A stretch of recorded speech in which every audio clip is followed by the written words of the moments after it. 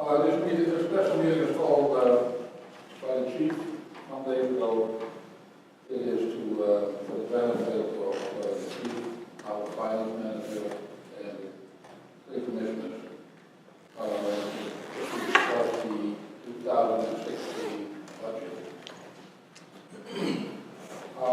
Chief, I'm going to start over with you here. You will start on this. Sure. Hey, John, did you shut off the fan?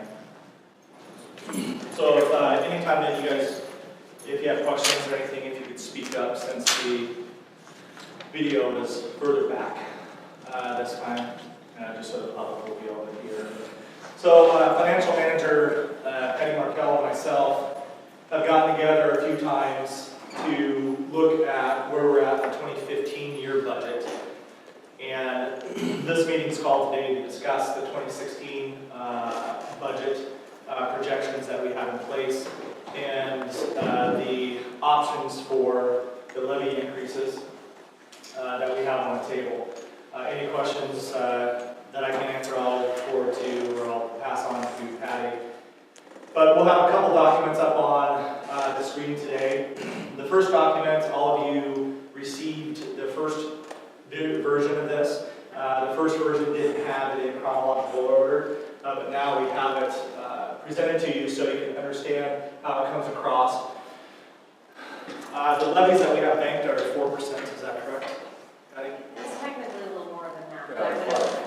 Okay, a little bit more than 4% is what we have banked right now, since we haven't taken that over the past number of years. So the first line shows that if we take a 0% increase, the 2015 year levy was $537,320.30. So if we go off that levy for the 2016, we have the 2015 year levy. We add that to our projected other revenue, which would be burn permits, the hospital district contract. What else is in that line? You have a couple of the for contract services. For the parks contract. Yeah. And so a couple of those, it adds up right now to $20,700. Now, I never add in ambulance transport fees that we do accrue throughout the year. So those are in addition to whatever else we bring in. So the 2015 year levy plus the projected extra revenue that we have in our budget equals $558,020.30. Our 2016 year budget, based off of what we've spent so far out of the different divisions within the 2015 year budget and what we project that we'll spend until the end of the year in those divisions, we go through all of that, and then if we're over, under, we subtract or we add to the divisional lines, depending on where we're at, and our projections for 2016, any type of inflation that we're looking at in obtaining operational supplies. So our projected 2016 year budget, which we'll also go over, is $548,994.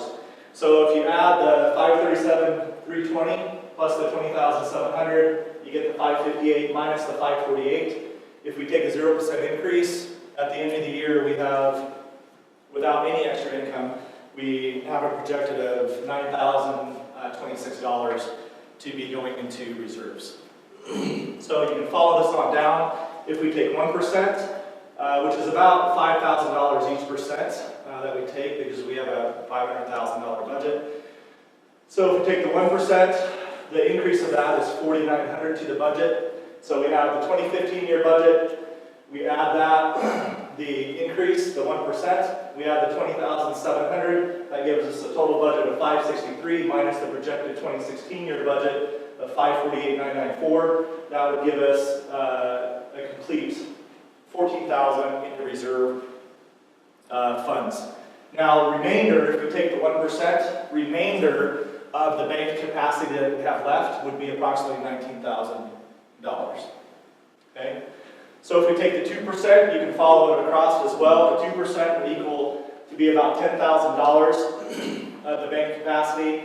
We add that to the 2015 year budget of $537,320. That gives us a total of $547,683. Then we add our miscellaneous income in. gives us a total budget of $568, so you can see that there's about $5,000 difference in each of these. Minus the 2016 budget projection, it would give us $19,000 into reserve capacity. The remaining balance of that we would still have in bank capacity would be about $14,000. Okay? 3% the same way, 3% is an additional $15,000. It's $15,700 to the budget. You bring that across, $553,000 plus the miscellaneous gives us $573,000 total operating capacity, minus the 2016 projected budget gives us $24,000 in reserve. And after that, if we do 3%, we'd still have about $9,000 left in reserve capacity. So the 4%, same way. Bring it across, the 4% adds in an additional $21,000 to our budget. Add that to the 2015, it gives us $558 plus our miscellaneous of the $20,700. Gives us a total operating budget of $579,000 minus the projected 2016 year budget of $548,000.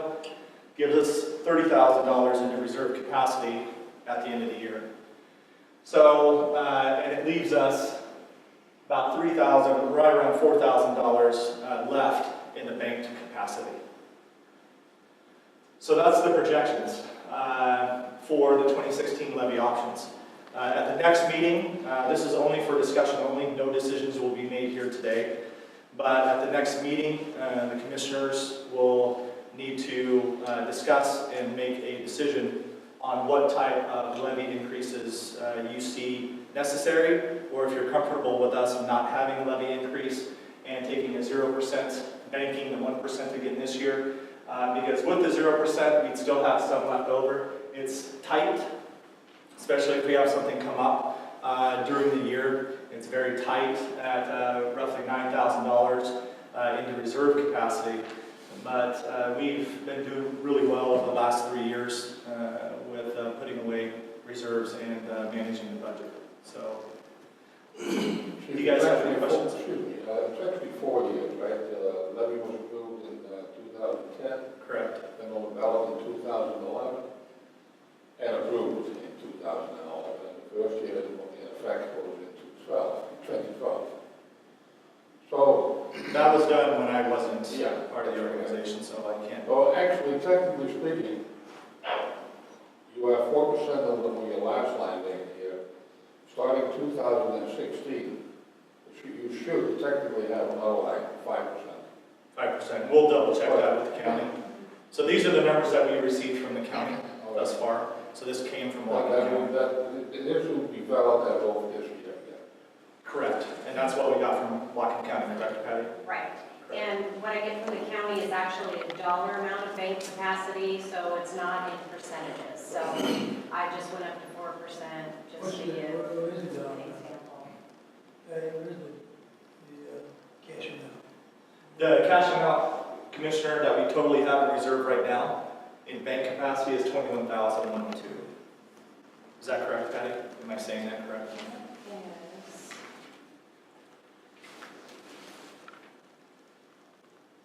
Currently we have 19,920. The $19,921.79 is if we take the 1%. Right. So you're correct, yes. That Yeah, would so be- this is what we have at the county right now in bank So we're capacity. really-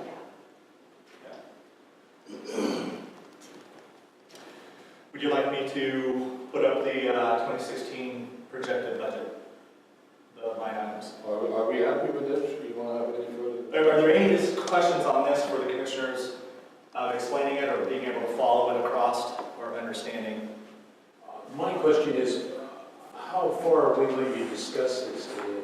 Or do we have to save that for the meeting? This is just a work session showing you, I mean, these numbers really won't change at all. So these are the amounts that if we take a percent, take 0%, for you to understand what that'll add to the base budget and give us in reserve capacity at the end of the year.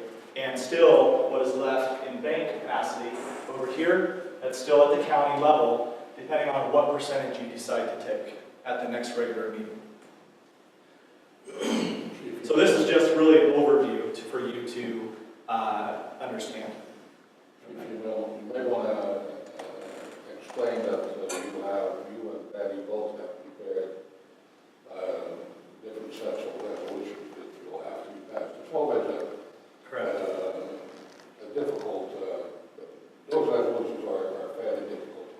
Yeah, so for your information, all the resolutions were provided to you by me.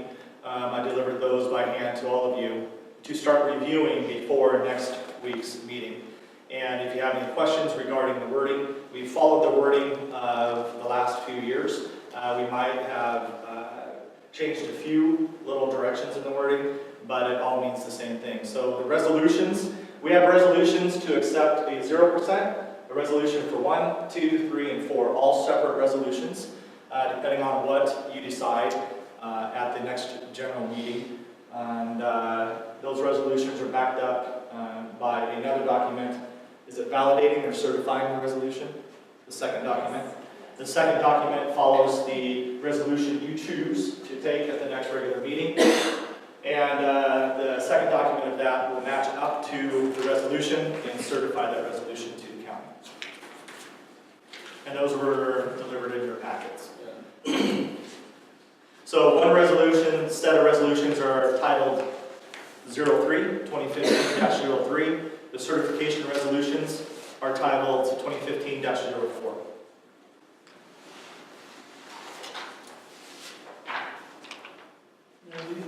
While we're here today, do you foresee seeing us making recommendations or setting a policy? No, that is next meeting. That is We on need the to 10th. discuss only, no resolutions, no motions are allowed today. Yeah, no motions or anything can be decided today. This is just to make sure that when you come to our next general meeting, we've discussed the options, you fully understand the options that you have to discuss at the next meeting, and then what options you decide to take at that point. But no resolutions today, no motions or anything like that to approve anything. This is just a work session. Chief, I always get confused on the percent levy increase, Sure. whether the cash sits in the account for us, Yeah, or when the county invade the trust. yeah. So Patty, Commissioner Wilmot's asking, does the money that we're able to take or that we have down at the county right now, that sits in our specific account, and the county can't invade that account, is that correct? Right, that is in an account, and it is allotted specifically for Fire District 5. So the county can't use that money for any purposes other than our purpose at District 5.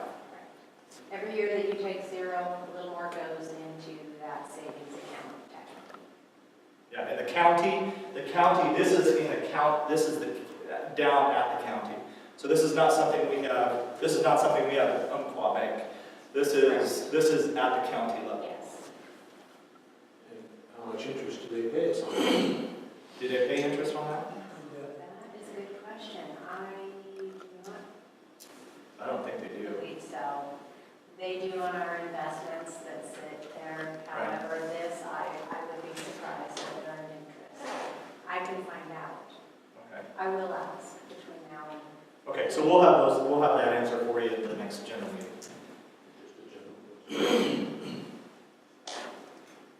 Can I move towards the 2016 year budget, or are there any other questions on how this flows? And if you have any questions between now and then, please contact me individually, and I'd be happy to discuss anything with you. Yeah, you may as well move on. Okay.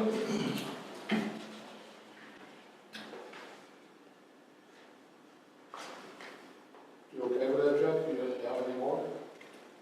I probably have a few more.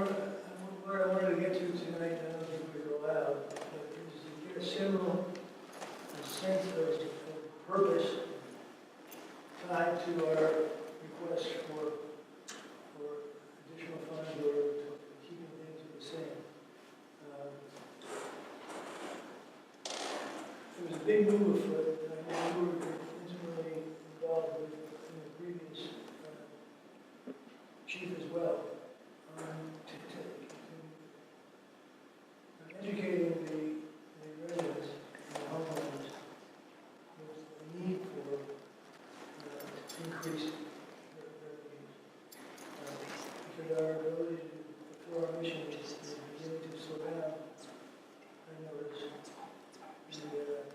somewhere up there, somewhere in there is the number,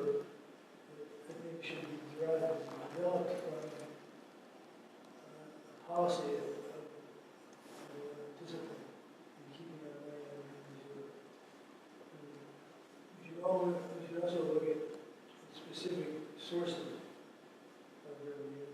We haven't had a community drive, but the community certainly showed itself able with the towers. So I think we're talking to a slightly different audience. Someone who's been a group who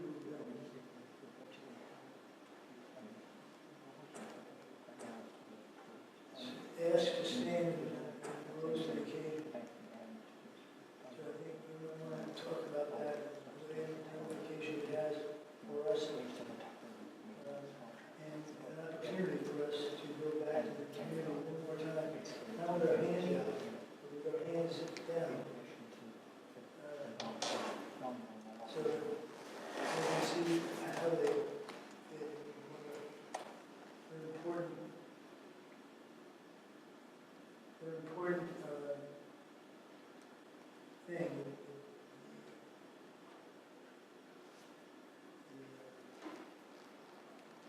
We haven't been investigating that. And I'll answer that question. I have put together for you a 10-year projection of capital expense that I'll bring forward at the next meeting. And that is in a chart with the capital expenditures I foresee that we can discuss and add to. But right now, over the next 10 years, I see possibility of capital expenditures with apparatus replacements, building issues, bunker gear, SCBA, to be about 1.2 million.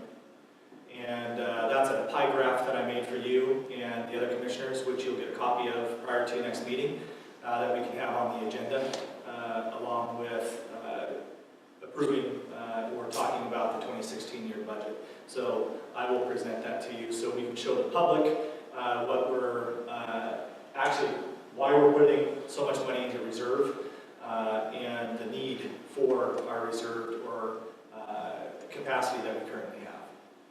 So that way, not only the need for the capacity, but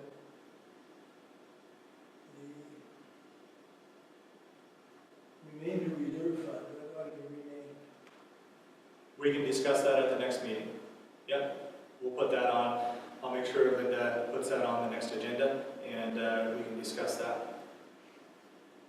Are all other commissioners okay with that? We need to stay on track of discussing the 2016 year budget for this meeting specifically. And then I'll bring those forwards next meeting, Commissioner. You're welcome.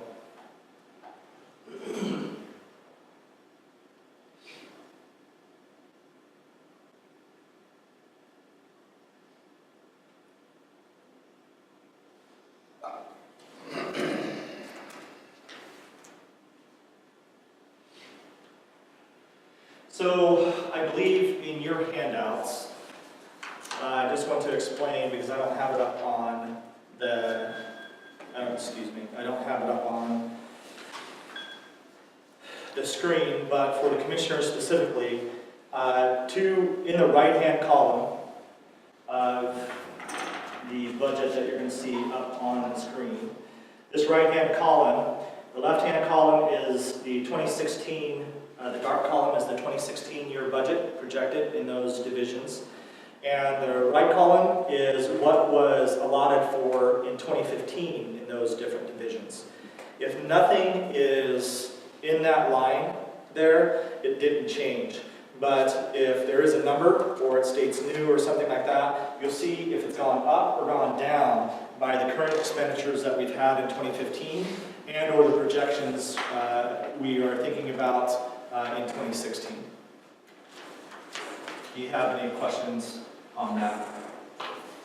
Now I apologize because I apologize for not having it up here though. But when we get to a line item, if we can help the public understand as well, if we get to a line item that has something in the right-hand column, would one of you state what that is, please? So 2016 year budget. All of our budgets can be found online since when? I want to say maybe 2012? Yeah. 2012. all of our budgets since then can be found online. So tax levy, this was in the previous chart. So you remember the 537,320.30. Okay, that was our 2015 tax levy. This is with a 0%. Okay, 0% increase is what I'm projecting to you today. Okay, so tax levy, ambulance transport fees, I always leave at 0 because there's no guarantee that we're going to recoup any of our costs when we transport a patient. So I don't want to add those in as some money that I think I can utilize in my divisions. So any transport fees that we may do during the year, that is additional funds that will most likely automatically go into reserved capacities. The public hospital district rent, $14,400. Fire service contract fees, investments on, this is an approximation, so the investments that we have and the interest on that. Burn permit sales, grant revenue. We never know if we're going to get a grant either. I'm putting in grants, so we may get one grant for sure, hopefully, and then that'll be put in there.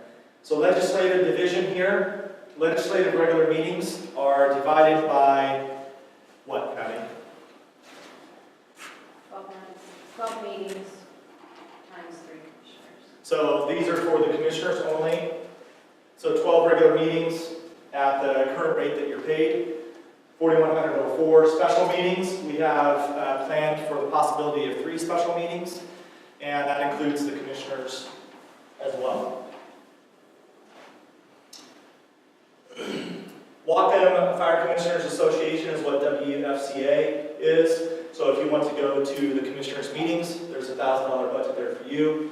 We pay FICA, medical legislator for the commissioners, $400. Secretary, we moved. The reason why you're going to see green stars out here, you don't have it on yours because it wouldn't print off. It's outside the print margin. So we moved the secretary. Well, how did we move that, Patty? She was listed under the administrative division, and we moved her up to the legislative division. So we just made a swap because it's more formal that way and correct in presentation on the budget. So secretary, we've moved to $1,600. The FICA medical for the secretary at $150. Last year audit, this would have been 0.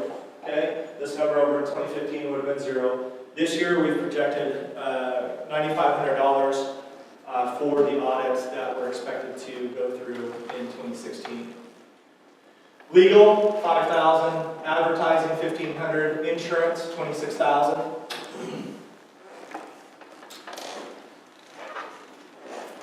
Professional organizational dues, that's Washington Fire Commissioners Association.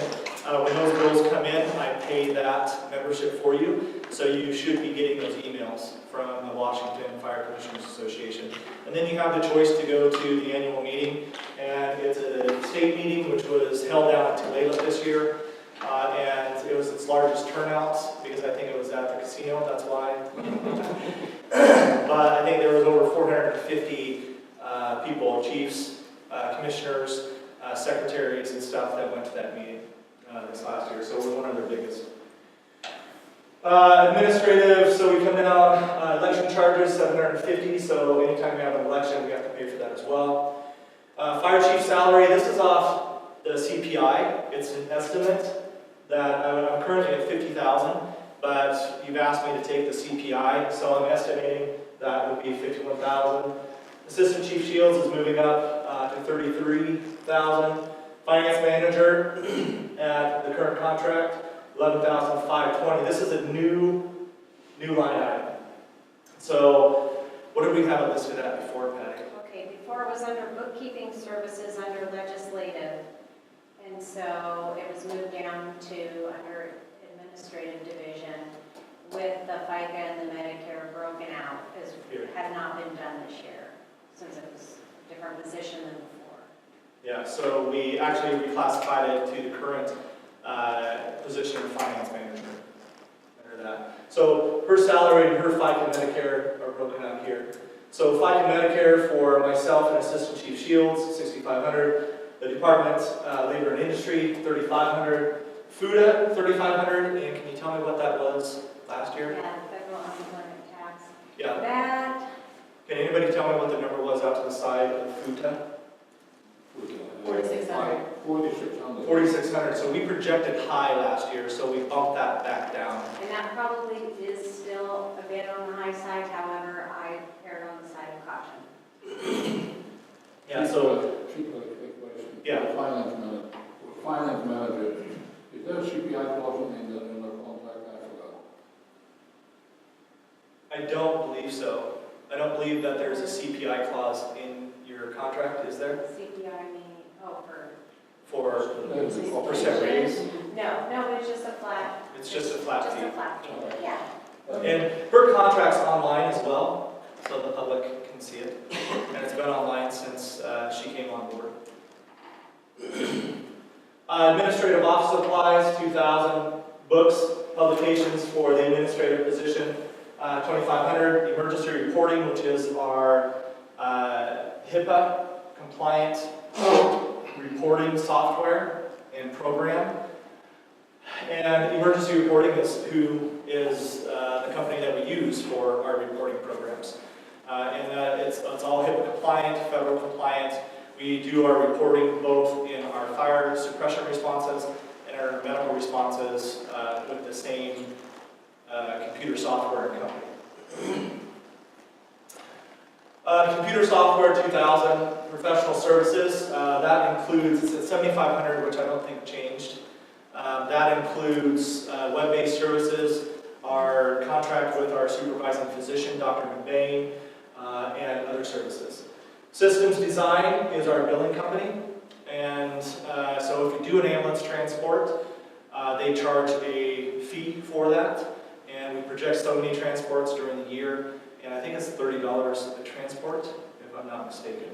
Right, is that correct? $30 a transport. So we're projecting high in that, but if we do 10 transports, it's going to be $300 instead of $600. So background checks. I do a Washington State Patrol background check on all of our members when they come on board, and that's something that's required by the state. They also do criminal background checks on themselves, and they have to turn that into me, but that's at their cost for our Canadian volunteers. Postage for mailing, cellular, telephone at $3,100. Telephone, internet, alarm monitoring that we have here, $3,200. Shipping costs, FARS radio system. FARS is who takes care of the county radio, emergency radio system. And we have to pay them a fee for being a participatory member of the emergency services in the county. Two new line items is the communication tower contract.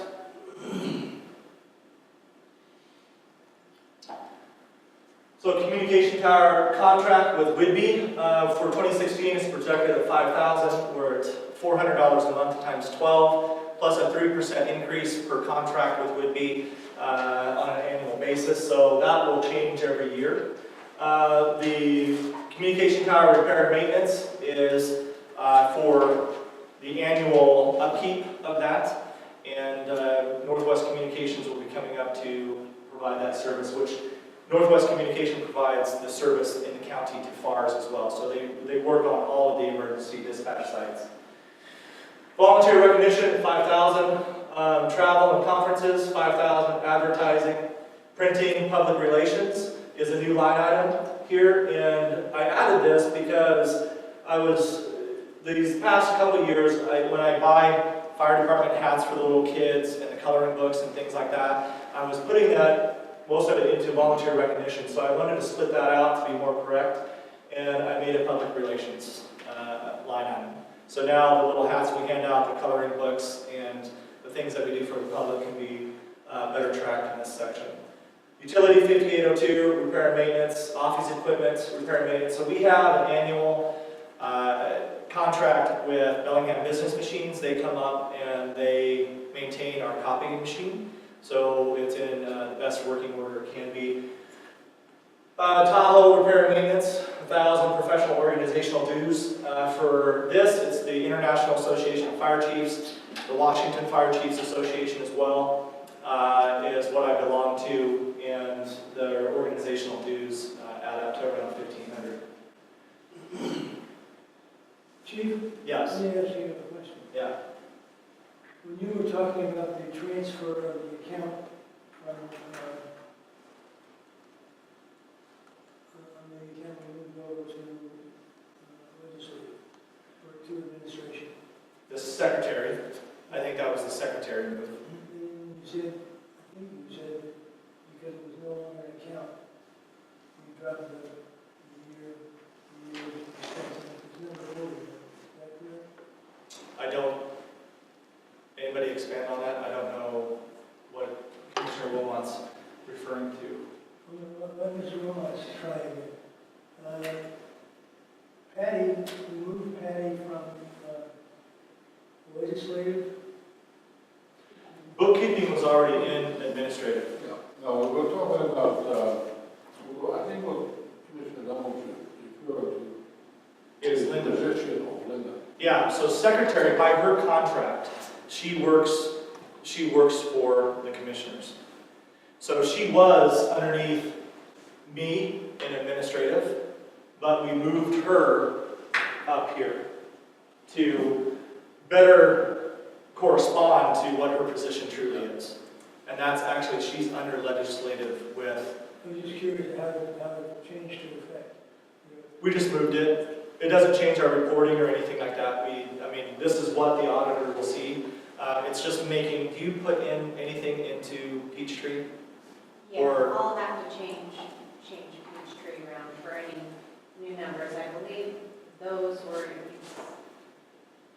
remember if I gave her 2 new numbers. I'll just change it in Sage, basically. Yeah. And Sage is our reporting software that we use for county purposes and auditor purposes. It's the same software that Suzanne Kinsey was using prior to her departure.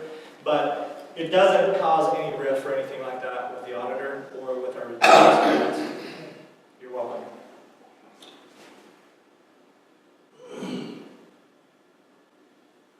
So suppression, we're reaching that level this year. I think we're currently in the 70,000 range for payments out to our firefighters.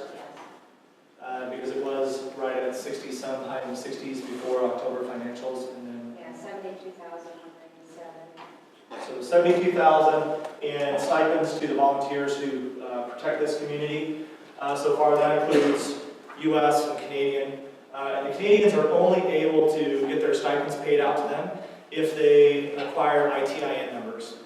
So the ITIN numbers are, I call it an individual tax identification number, but it's an international tax. It's something that corresponds to that. We now go, since my inception, we now go on a year-to-year basis. So the volunteers have to get their ITIN within the same year to get paid out their stipends. And if they come on in 2014, let's say, they came on in 2014, they have a 6-month probationary time where they're not accruing any stipends. But within that 6 months, they are encouraged to go through the IRS paperwork, governmental paperwork that they need to do in order to acquire their I-10s. Once they get their I-10s, they're allowed to be paid out the stipends that they have accrued. The majority of our volunteers right now, I think probably 75%, have ITINs, plus or minus. But they've been pretty successful at doing that. Plus they're getting a 33% boost. Yeah. When they take it over to Canada. So volunteer firefighter suppression, 80,000. Volunteer firefighter retirement and disability. So that's to the board of volunteer firefighters. Every member of our organization, volunteers, myself, Chief Shields, we're covered underneath disability with the board of volunteer firefighters. And we pay pension for our U.S. Volunteers. And if we pay both, the disability fee is 30, the pension fee is 60, and that's on a year-to-year basis. That's something I have to, at the end of the year, I have to provide a current roster to the Board of Volunteer Firefighters. That adds up, whatever I pay, whether the 30 or the 60 or both. And towards the end of the year, it always comes to around $3,000. Right now, we currently have a credit within that account, so that will probably be decreased as well. But we keep it the same because if I don't have a credit, it will be basically $3,000. Wellness program is the weights that you see, cardiovascular, type of yearly physical that they get done over at the clinic. Every member that comes in on this organization has to go through a medical physical at our clinic. And that's a pretty extensive physical. It has vision, it has hearing, it has breathing, and a spirometer, and drug testing. They have to get cleared on that. So all of that's part of, and that constitutes down into physicals as well, but the wellness program goes into extension. Marketplace for supplies, firefighter accountability is for pass tags, personal accountability systems that we have in place, so we can buy the pass tags for our new members and replace any from our previous members. Chief? Yes. Marketplace, that's the marketplace account number, right? That is correct. You break it down into a weekly expense? Yes, it's, I believe it's if you divided that by 52, it's $120 or $130. I think it's $120, $125 per week that we're allotted to spend. When you decided this 2 years ago, how much was it then? Per week? Do you remember? I think it was $100. It was $100, and they're still doing pretty good because I get feedback from the members if they start running out of money for weekly supplies, those types of things. And I think we're still okay for 2016. Yeah. That's actually based on a crew of 5, right? Yes, crew of 5, I believe 5 or 6. Yeah, and now we have some weekend duty shifts that have 8 personnel. And we have more firefighters here during the week as well, staffing the station. Thank you. You're welcome. Batteries, equipment repair and maintenance, office operational clothing, capital. So this is where I buy t-shirts. The pants that you see us wearing are Nomex. So these pants are they $200? $135. $135. The shirts that we wear are Nomex. The reason why we wear Nomex is because it's fire retardant. We can fight wildfires in these without having additional bunker pants on. But if the fire happens to get underneath our bunker ensemble that we wear, hopefully this will protect the firefighter before they start burning underneath their skin. So we wear Nomex clothing, and it does have a cost to it. Everything comes out of that: helmets, hoods, gloves, any additional bunker pairs that I need to purchase throughout the years.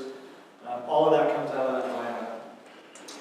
Foam, $2,500. Foam is really expensive. What is it per 5 gallon? $250. $250 per 5 gallons worth of foam. And we have to use a specific type of foam in our engines. It's not something we can go down to Marketplace and buy ivory and call it good. Okay, dish soap. So it's not dish soap. It's something. It's firefighting foam is what we have to use. Fuel, $12,000. So we're doing pretty good there. Can you tell me where we're at right now, Patty, for fuel?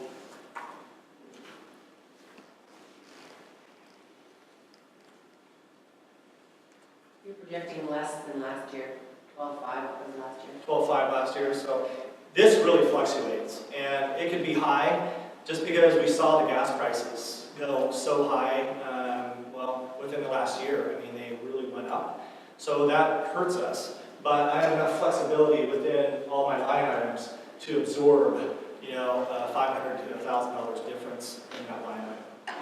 So it just depends. It depends if we go down to Bellingham to do our fire training down at District 12, because then our engines are traveling across the highway and using up a lot of fuel for that purpose. But sometimes we have to do that because we don't get the houses donated like we have currently. Hose, repair and maintenance supplies, hand tools, SCBAs is $4,500. That's repair and maintenance, R&M, repair and maintenance, and supplies. Supplies would be fixing masks, buying new masks to replace the old ones that are wearing out. The new masks are $300 a piece, and that's the masks you see us wearing that we click into to breathe air. The new NFPA requirements have improved the heat resistance on the shield or the goggle part of our mask, and the overall fit and everything else with the straps. So they've gone up in price. Hose testing, we do that annually. Runs right around $3. Every foot of hose that we have, firefighting hose, gets tested annually, along with ladder testing. And with that, every ladder we have is bent, weight put on it. Every hose we have is done by an outside company. And they certify it that it's good to fight fire and that it'll last. So every year we do that. And just to let you know, the hose testing, the ladder testing, all that, the Washington Surveying and Rating Bureau, our ISO raters, they look at these records.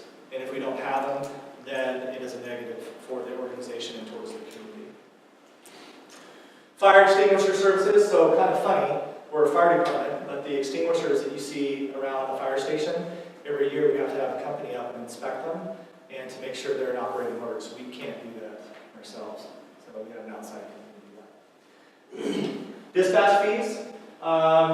Dispatch fees are, when we transport, and I want to make sure I get this out, because last year it said dispatch fees FARs, but dispatch fees is Bellingham, and if I don't get these flipped, because there might be, is there another dispatch fee in EMS, Patty?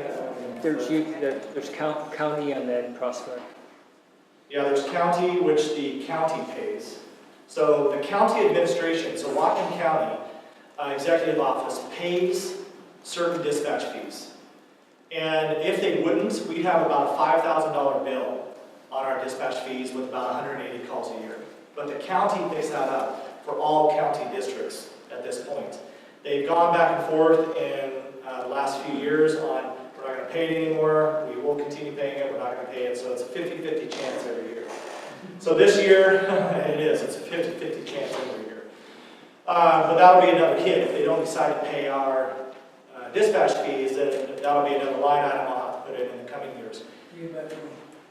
Right. So Linden, per se, let's say, it would cost them an additional $20,000 or more for dispatch fees. And that's something the county's gracefully been picking up for us. The dispatch fees for this line item, I believe, just so I don't get it mistaken with another dispatch fee location if we have it still in the budget, is if we transport all the way to the hospital, okay, on medical calls, we get charged, I think this year it's going to be like $61 or $62 per transport. Now, that adds up. So if we do 10 transports, we're going to be charged over $600 for that. If we do 15, if we do 20, now we're at $1,200. So it's probably set a little high, but I don't know how many transports we're going to do. So it's an assumption in regards to our personnel making that choice. So that's something, if we rendezvous with another ambulance, so North Whatcom comes up and takes our patient from us, North Whatcom pays that transport fee. So whoever ends up at the hospital with the patient has to pay the transport fee. It's based off of complete transports to St. Joseph's Hospital. The other caveat to this is if we use Airlift Northwest, we pay that transport fee for Airlift Northwest because they're not charged by Prospect because it's an outside request that we make. So that request will come in again at $60. So if we use Airlift Northwest to transport off critical patients, 10 times a year, we have to pay for that cost. Pagers, radios, supplies here to fix any of the pagers, the black pagers that we wear for emergency. Dispatch, Engine 58, this is Little Red, this is Big Red by nicknames we've nicknamed them. So Engine 59, Utility 58, repair and maintenance. Chief, did I miss anything on Engine 59? What's that? So Engine 59 is 5802. It's Big Red. Oh. It's still stated as 59 though. All right. So, yeah, we can change that. And to what be should more it accurate. be? Say that again. What should it 5802. be? Yeah. So Little Red, Big Red, and then the van. So this is Utility 58, which is Scooby-Doo. So I don't know if Scooby-Doo's our orange van out here. And John wants it when we get rid of it, but it's going to go for a big price, I think. Because we call it Scooby-Doo because of Scooby-Doo, the cartoon, because it's an orange van. The PPE, so personal protective equipment, the washer and dryer. We get maintenance every year on the extractor that we have. It's an industrial extractor that we wash all our bunker gear in. And I'm very big on upkeep on the garage doors every year. Overhead door comes up and does maintenance on the doors, but maintaining everything we have so it lasts us as long as it possibly can. Versus use it until it breaks, and then maybe it can be fixed, maybe it can't. But we have great track records with maintaining all of our equipment. Disaster preparedness is a new line. So I added that in there to be able to correctly direct the funds to the meals that I buy. So I buy, every year I try to buy 150 meals that we store here at the fire station. And those have like a 25-year shelf life. All you gotta do is add water. So in the case of a disaster, we can help the community with meals and supplement anything that the food bank may have in their current stock. But I utilize that as well, and it can be utilized for other things too. It's a new line item, so I'm open to suggestions at the time. Chief, do we do anything with Red Cross? We don't. So Red Cross has a trailer here, obviously, but we don't provide any funds out of our operational to them. So, yeah. Or just a staging area? Yeah, they have a big trailer here, but they stage it at the station because it's secure here. Yeah. And we have access to it, so I mean, if they weren't up here, we could get into it, set it up, and start using their equipment as well.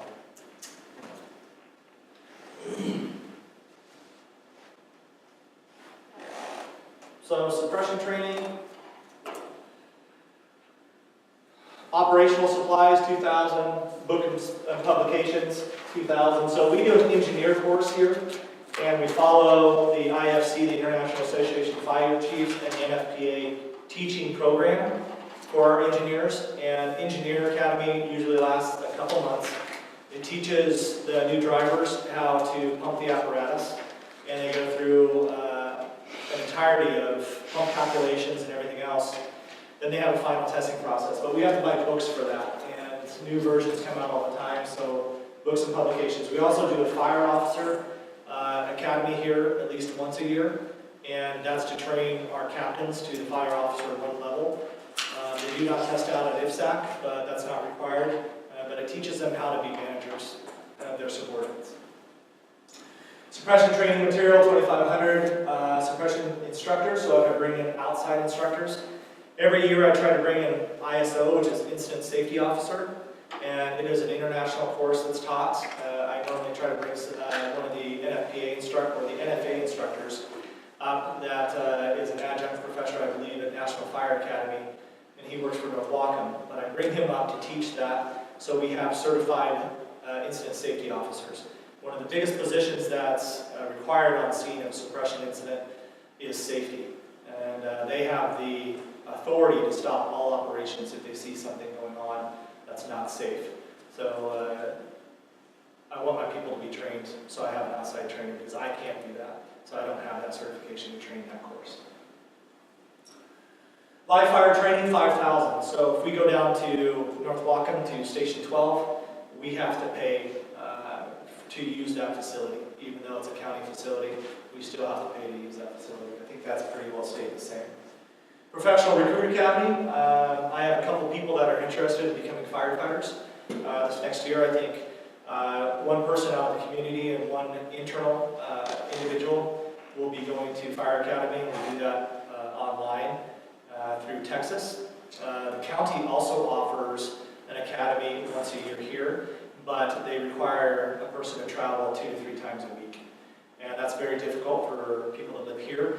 And I've never had anybody walk through my office that's ever wanted to do that. Travel back and forth 2 to 3 times a week, all day Saturdays, for at least 2 months to obtain that. So what works best for us, I'm seeing for the people who are interested in volunteering, is providing online training.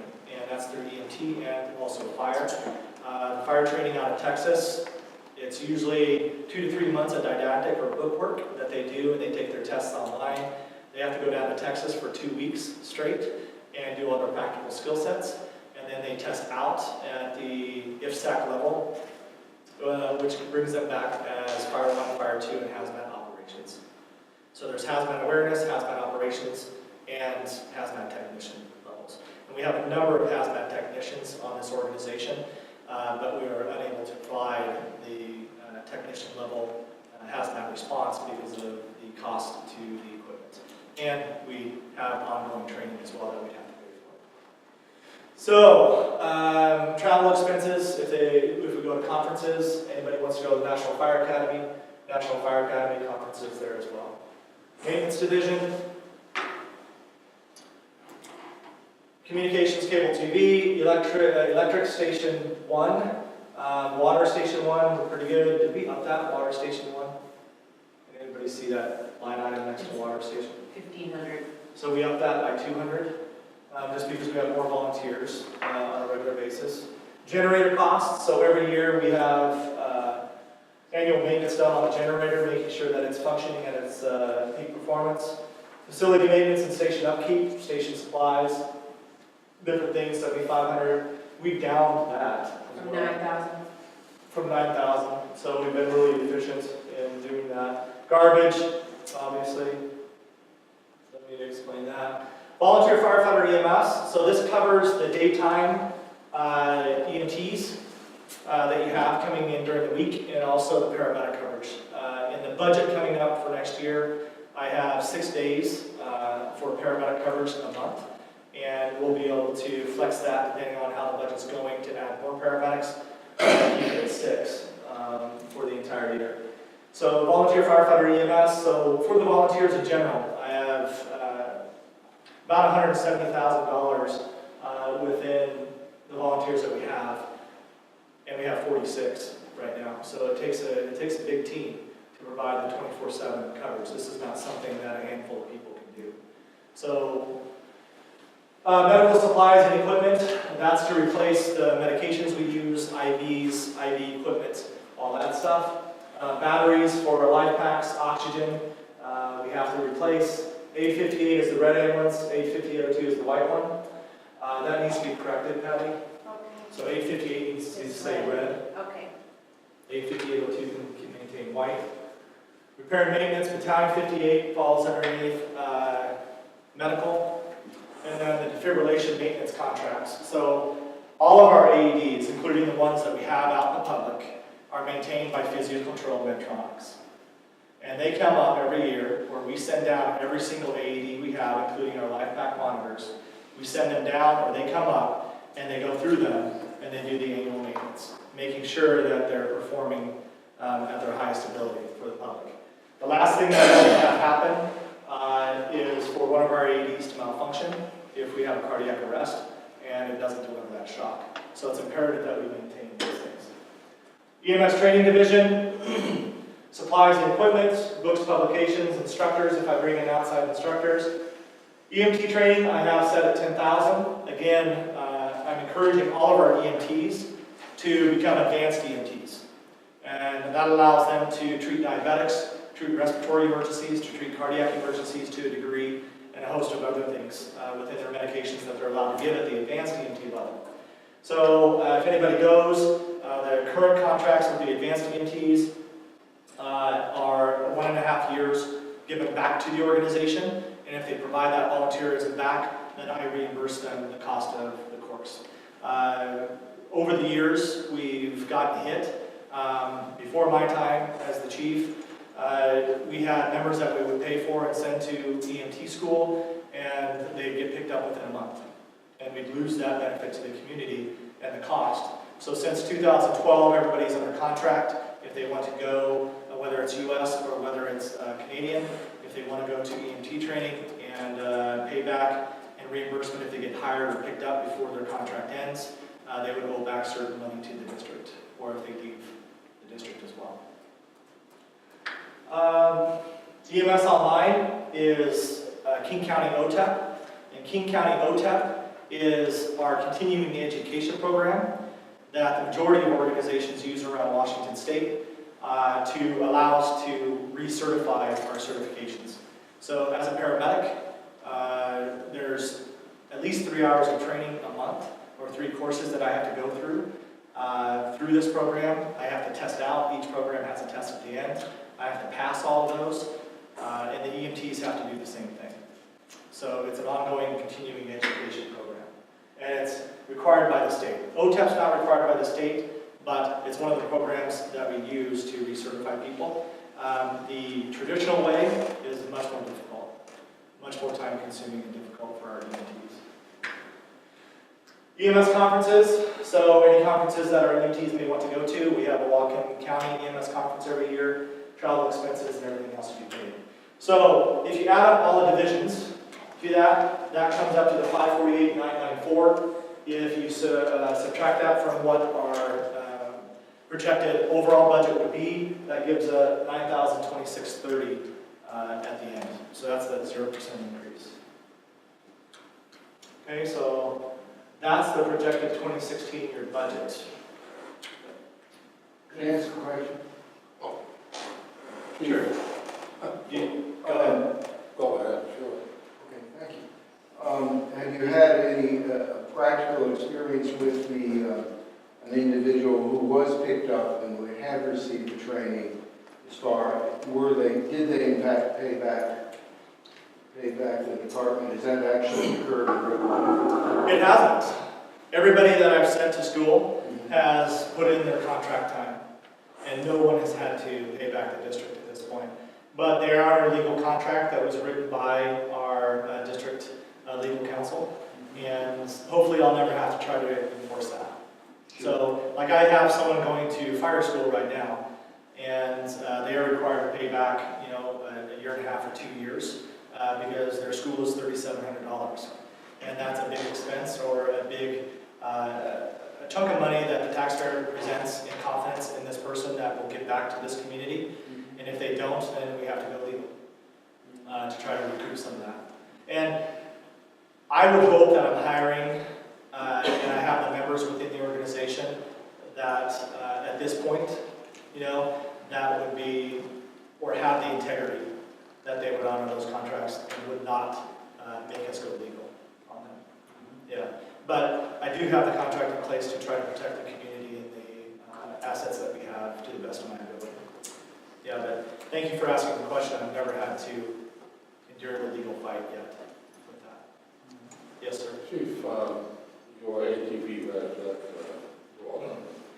That's a good question. Did we miss the ATV? Because I did not see that. We may have because that's a you good probably put it on the EMS, right?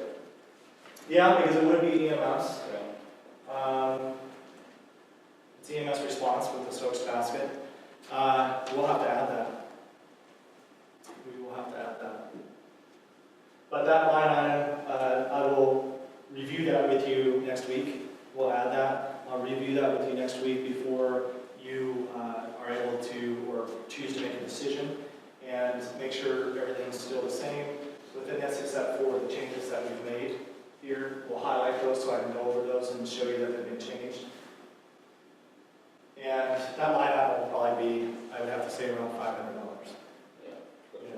Okay, that's to maintain the ATV. I could probably get away with $250 on that. Yeah, but thank you. That's a good point. The ATV. Do you see anything else that we may need to change or that we're missing? Oh, I lost that moment we bought a new engine 59. Engine 59. It's been like that for years. And, it's always been classified as Engine 59 for years. But we'll correct that because it's better to correct it so the public can see, that it's we don't have, if they see this, we don't have 59, right? We're 58s. I would suggest that you and Patty look at, when you were going, quite several times, you do it with a mind of changing labels or adding labels to make the exposition more user-friendly. Absolutely. And more communicative. Absolutely. I'm looking for line items that are organized by benefit to the organization, to the community. Absolutely. Do any of you have any recommendations? This is the best budget system that I've seen ever here. Well, it's With all your line items, and it's well Yes. defined, and at any time, if the public wanted to, we could pull. These are the line item numbers right here. So these are, what do you call those, Patty? I forgot. The account numbers. Okay, so if I have an expense to books and publications, I have the invoice in front of me. I'll put 5454 on that invoice. So Patty, our financial manager, will make sure that that deduction goes to that specific line item, right? So it doesn't get, it doesn't get just put into a division. Each one of these numbers is specific to where I put our invoices throughout the budget into, so it's accurate to our expenditures. You call it coding, right? Coding, yes.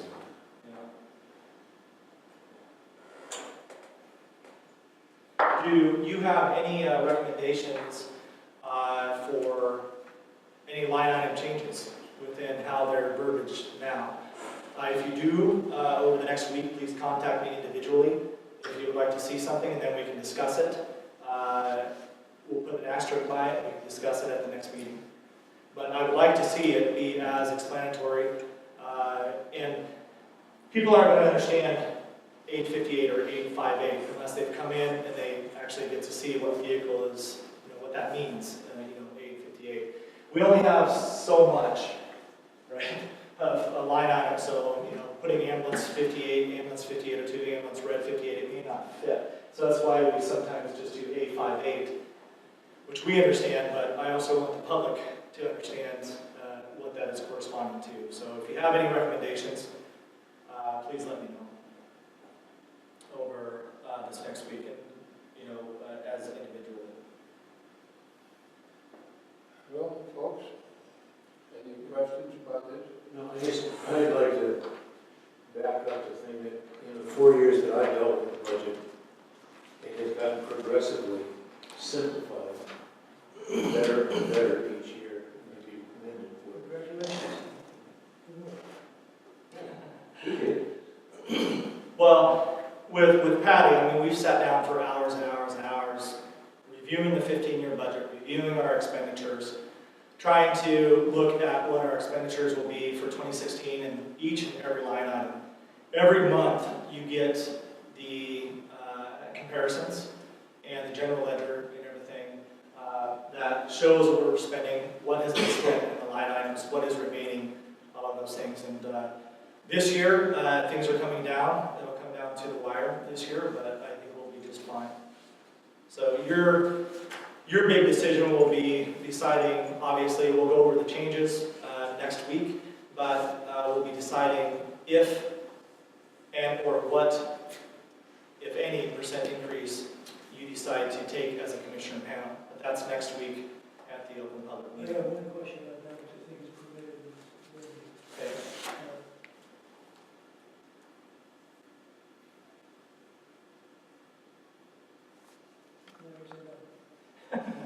Okay. Okay, if you come up with that later, that happens to me too.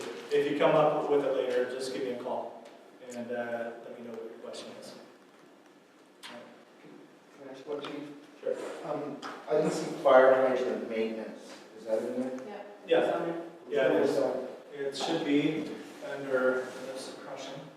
It's the last item.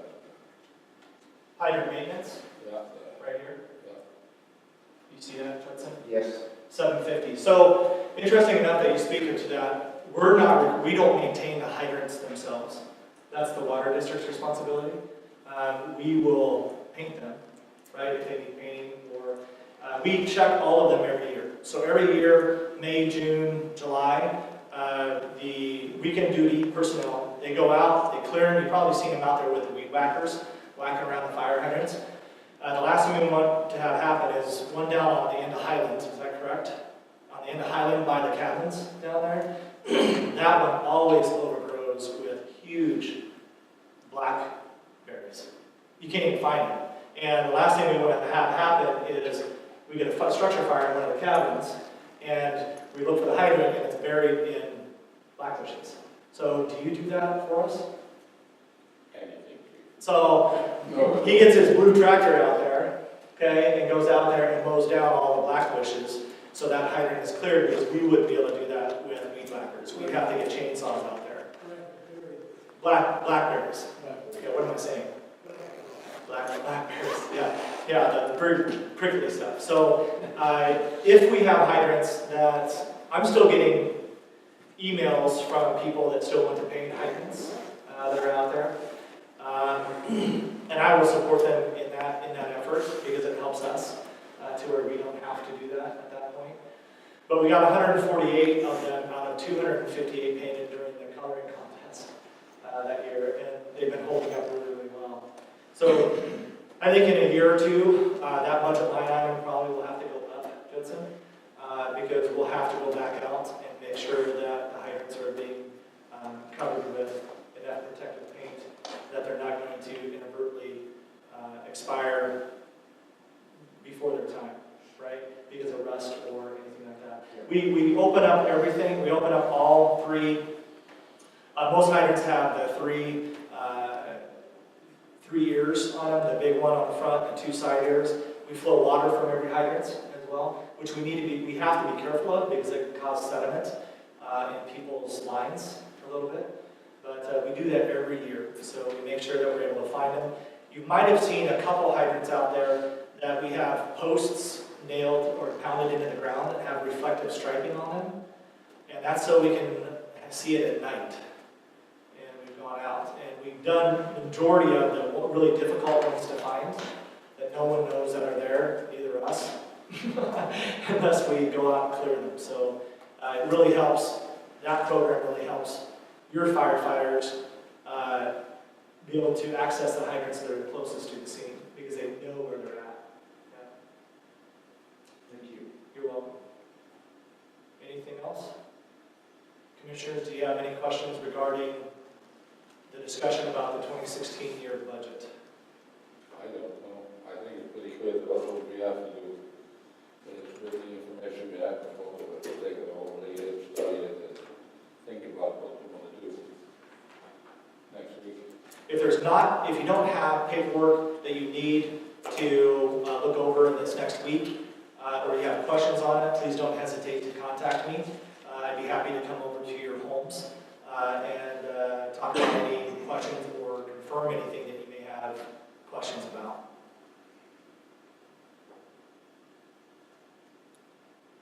Everybody's okay?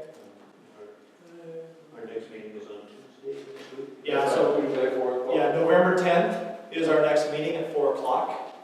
And that is when this budget will be presented for approval. And the choices that you've had presented to you today. And we'll also discuss the capital expenditure projections for the next 10 years that I've put together, which you requested. So people can see why we're reserving money as well.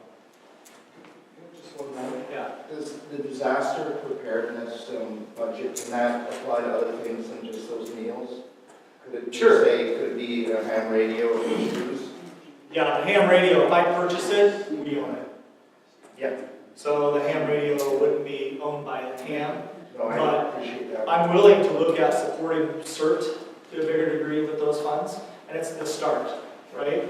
And it's something I know that's important, but if I would purchase or support ham or support CERT in any way, then anything that would be purchased, except, you know, if I purchased hats for you or t-shirts or whatever, but anything hard like that, the district would own it, but ham would be allowed to use it. So that could apply to, say, a ham radio? I'm or open to the, discussing station. that. I am open to discussing that, Thank you. yeah. Anything else, folks? There's somebody to adjourn the meeting?